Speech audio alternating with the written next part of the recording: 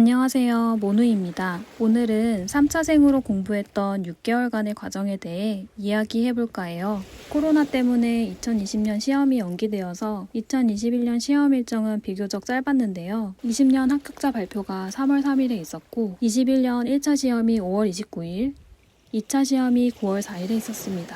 따라서 발표 후 3개월 후에 1차 시험을 보고 다시 또 3개월 후에 2차 시험을 보는 일정이었어요. 20년도 시험을 보고 난 뒤에는 책을 한 번도 펼쳐보지 않고 정말 푹 쉬었기 때문에 불안한 마음도 있었지만 쉬면서 지쳤던 마음을 어느 정도 회복해서인지 정신적으로는 안정적이었던 것 같아요.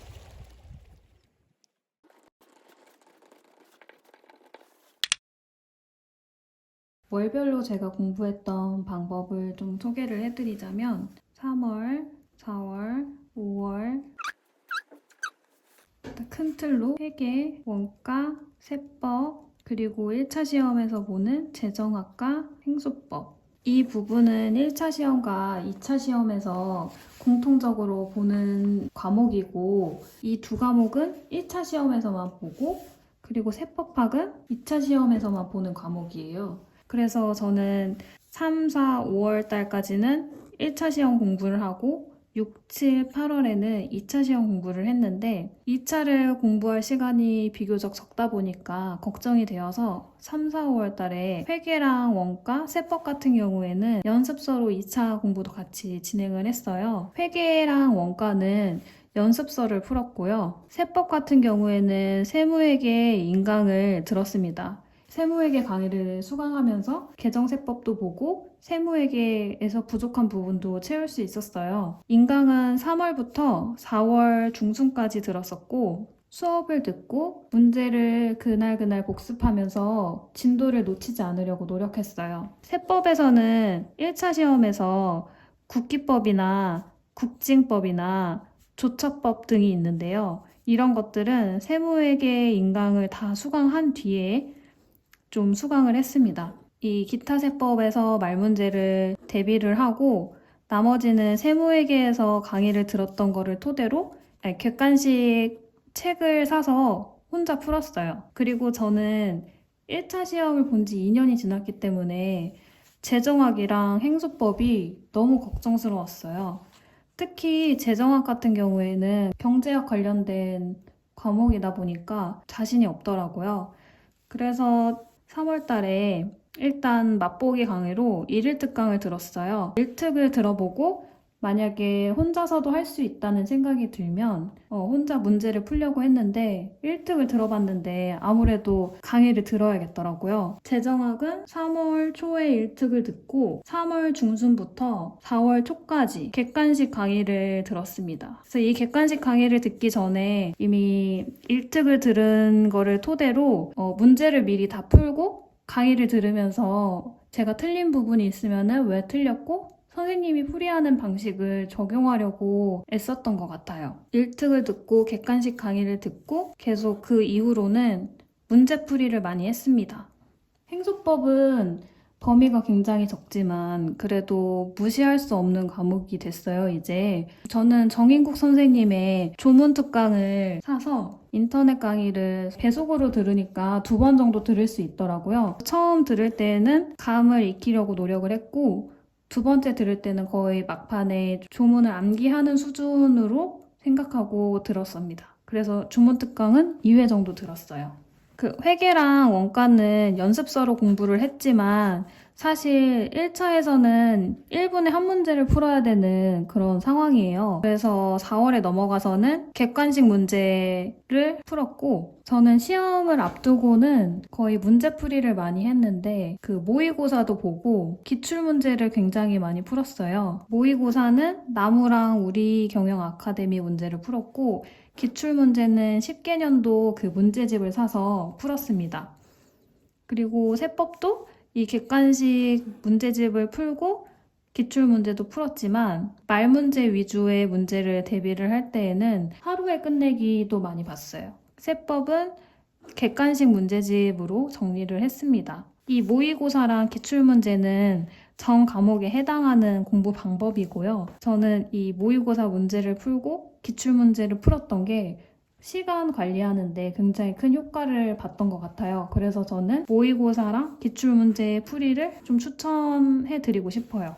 그래서 5월 29일에 1차 시험을 보고 바로 또 그 다음날부터 시험 공부 준비를 했는데요. 저는 일단 1차 시험 볼 때까지는 세법학을 전혀 공부하지 않았어요. 왜냐하면 그 회계학 1부, 2부를 제대로 공부를 해놓고 이 1차를 붙고 나서야 세법학을 해도 늦지 않다는 생각이 들었기 때문에 이때는 이 부분에 좀 치중을 해서 공부를 했다면 6월에서부터는 세법학에 중점을 두고 공부를 했습니다. 그래서 시험 끝나자마자 저는 정병창 쌤의 스터디 가이드 특강을 구입해서 2주에서 3주 동안 배속으로 몰아들었습니다. 그리고 동시에 아마 6월 중순부터 시작했던 것 같은데 나무경영의 동차 GS를 수강을 했어요. 이게 매주 모의고사를 보는 과정인데 매주 일요일마다 나무 동차 GS 같은 경우에는 시험 보기 하루 전날에 문자로 시험 볼 내용을 미리 알려주세요. 그러면 그 파트에 대해서 공부를 완벽하게 한 다음에 그 다음날 시험에서 적어보는 거예요. 사실 제가 3차생이고 세법학에 대해서 공부를 많이 했었지만 이 동차 GS를 들을지 유예반을 들을지 되게 고민이 많이 됐었어요. 아무래도 3차생이니까 2기, 3기 문제를 다 구해서 풀어야 되는 건지 되게 고민이 많이 됐는데 저의 개인적인 성향상 광범위한 범위를 주고 문제를 풀게 하면은 좀 포기하는 경향이 있더라고요. 그래서 이렇게 지역적으로 범위를 좀 정해주면은 이 부분에 대해서는 좀 완벽하게 해가자라는 마인드로 시험을 봤어요. 회계랑 원가는 연습서를 계속 풀었습니다. 연습서를 계속 풀면서 이제 7월부터는 GS 모의고사를 계속 반복해서 돌렸어요. 그러면서 이제 부족한 파트들은 별도로 다시 연습서를 보고 채우고 세법이 아무래도 가장 많은 시간을 투입을 했었는데 그 세무회계에서 법소부라고 하잖아요. 저는 여태까지 시험을 봤을 때 소득세에서 점수를 많이 못 맞았었어요. 법인세도 좀 점수가 낮은 편이었지만 소득세에서 유난히 점수가 낮더라고요. 친구가 소득세에서 점수를 높이면 세무회계에서 점수 확보하기가 수월할 거다라는 충고를 해줘서 소득세에 좀 시간을 많이 투자를 했고 이번에 뒤쪽에 파트 소득공제나 세액공제 같은 파트가 나왔을 때 꼼꼼히 공부를 해가지고 이 파트에서 좀 점수를 획득할 수 있었어요. 부가세는 오히려 자신이 있는 과목이었지만 시험 때 실수를 해가지고 무난하게 점수를 확보했던 것 같아요. 그리고 전 과목 다 1차 시험과 동일하게 이 모의고사랑 기출문제를 다 파악을 했습니다. 세법학 같은 경우에는 그 전에는 기출문제를 잘 안 봤는데 이제는 어떤 방식으로 출제되는지가 궁금하더라고요. 그래서 거의 시험 한 달 전에 기출문제지를 사서 정리해 놓은 문제지가 있거든요. 그래서 어떤 문제가 나왔을 때 어떻게 접근을 해야 되는지 그런 방향을 보고 싶어서 이렇게 막 열심히 보지는 않고 개요? 왁구 같은 것들만 보는 용도로 사용을 했습니다. 세법학 같은 경우에는. 그리고 회계 원가, 그러니까 회계학 1부 같은 경우에는 문제를 많이 보셔서 알겠지만 문제가 굉장히 어렵다거나 이런 문제보다는 기본을 알아야지 풀 수 있는 문제들이 나오기 때문에 기본에 충실하고자 했었고 세법은 사실 제가 자신이 있는 과목이 아니어서 간단하게만 설명을 드리자면 제가 부족한 부분에서 점수를 확보를 하려고 노력했다.